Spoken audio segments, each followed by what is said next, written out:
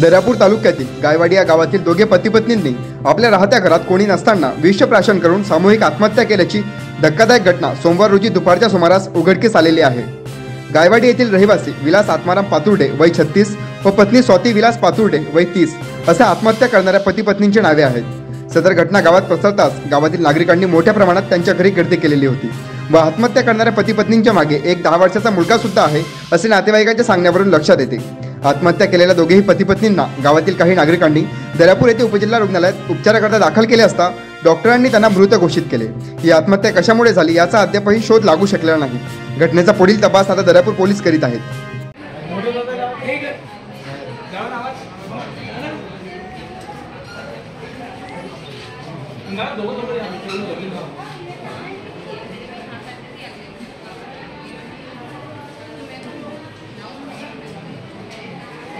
अशाच वेगवान घडामोडी पाहण्यासाठी आताच आमच्या जनविकास न्यूज चॅनलला सबस्क्राइब करा आणि रहा रोज अपडेट।